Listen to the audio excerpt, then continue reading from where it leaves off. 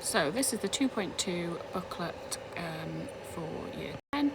First thing you get is a knowledge organiser. Like before, I'm just going to pause it. You have got access to it in your own booklet, but again, if not, you can pause, zoom in, look at the key things you need to know. Again, with keywords, there's a lot more keywords than maybe on other booklets because it's quite a large topic. But again, I'm just pause the screen if you want to have a look, just focusing especially on the definition of metal, non-metal, things like that.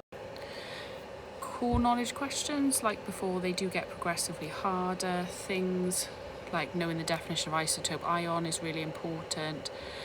Flame test colours, again, really important. The difference between group 1 metals in water is really important to kind of have them in your bank of core knowledge. These questions on the bottom are obviously quite hard. They do get harder. This is definitely like a higher order question, just to make sure that you're aware of them. But like I've said before, you can kind of pause the screen if you want to just look at each bit. Review sheet, same kind of thing. I'll just zoom in on certain areas, but again, you can pause when you need to kind of just go through it. But all of this will be in your book and you'll be familiar with it.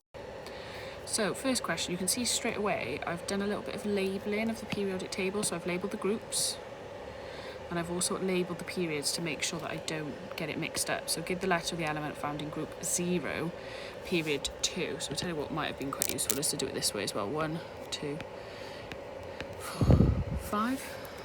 Give the letters of 2 elements you expect to have similar properties, D and F, because they're in the same group. These then are quite interesting. If you've got quite a high melting and boiling point, you are going to be a metal. You would expect that. So potentially not so much a metal. Brittle is a symptom of a property of a non-metal. Give a reason which of these elements could be element C. Give a reason. So I should have written 3 there, not C. Mainly non-metal properties, low melting and boiling point, because the one you're looking at, C, was over here in group 4. Again, lots of different elements, and you can see here at the beginning I've started to think when something melts, it turns from a solid to a liquid. When something boils, it turns from a liquid to a gas. So I've written that down. Remember, malleable and ductile are both properties of kind of being a metal. So if they can do them, they tend to be metals. Again, metals, not all metals, but lots of metals then are solid at room temperature compared to liquids when you're a non-metal. Explain which element is a liquid at 100. Potassium, it melted at 63, so it's turned into a liquid, but it hasn't yet boiled to turn into a gas. Potassium and iodine are non-metals, but show some properties associated with non-metals, give some properties. So like I said, carbon's got quite high melting and boiling point, iodine is shiny. Kind of nice, easy question now using information from the periodic table, which is on the back. So scandium is Sc. It has an atomic number which would be the smaller number, sulfur does, of 16. How many number of protons? So again, that's just the atomic number.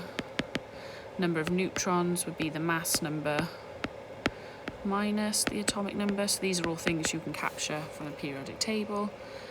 Element with the structure, so that does mean it's in group 4 and it's in period 3. And then potassium has 19 electrons, so remember you're going to follow 2 in the first shell, 8, 8, and then 1. State which element is in period 2, so D and E, because they've got 2 shells.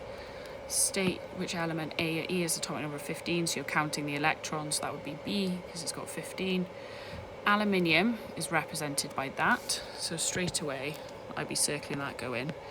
Mass, and this is atomic. So what does this tell you? Atomic number always tells us the number of protons and electrons, and then the neutron number is 17, take away 13. It's also got 3 shells because you can put your electrons in shells, so it's in period 3, group 3. Lots of information here that you can kind of pause and read through. Okay, so these are tick boxes that you can extract from the reading exercise. So helium is less dense than air. The next statement, the Earth's atmosphere contains more helium than krypton. So these are things that you can read in the passage before. Helium is a finite resource. Helium and neon, gases that leak into the space, and then all elements have a full outer shell. Like I said before, this kind of experiment, or not really experiment, a demo you might have seen, is quite useful to look at and be able to understand. Why does it float on water? It's because it's less dense. Sodium fizzes when it reacts with water. It's because it's very reactive. Universal indicator turns purple when added to water. Sodium is reacted. So the kind of reaction or kind of symbol equation that you need to know is that. And it's often hydrogen gas as well, which is why you see the fizzing. Sodium melts when it reacts with water. It's got quite a low melting point, which is rare for metals. Oh, there you go. I've just done what I've just done up there, but I've balanced it. That's quite a hard question. That's why it's worth 3 marks. Apart from the excess water, state 2 other safety precautions necessary. Safety goggles, a screen. And then looking at observations. Now you need to know what happens when you put both of these in. The first one is they're all going to have pHs that are alkali, and you can see there it goes 11, 12, 13. 6 makes it an acid, and then the other thing is it's a lilac frame because potassium goes lilac. Describe the trend of melting points. Now it does increase, be careful of that, because even though they look like really big numbers, they are minuses. That's why we know it increases.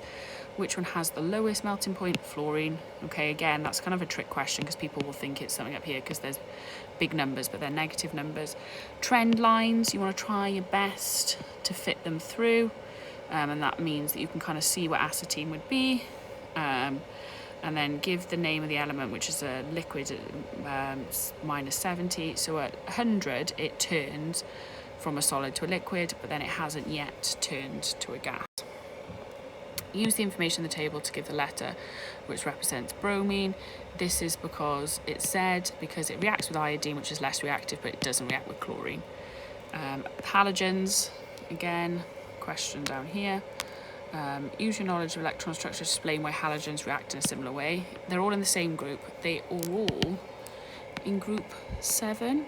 So that means they've got 1 electron to gain. So the further away from the nucleus, the harder it is to gain, because the positives and the negatives are attracted to each other. So the further you are away, they will. So if you've got more shells, it's further away, so the attraction isn't as big. These are all things that you will just learn, kind of core knowledge. So lit splint, squeaky pop, that's hydrogen. Oxygen relights a glowing splint. Sodium gives a yellow flame test. I think we've mentioned in a previous booklet, this is now the other way around. So lilac would give potassium, yellow would give sodium, lithium would give red. So these are just things you need to learn. White is chlorine, yellow and cream again. So they're just learning core knowledge. Chlorine is bubbled through a solution of potassium bromide. The solution turns orange as bromide is formed.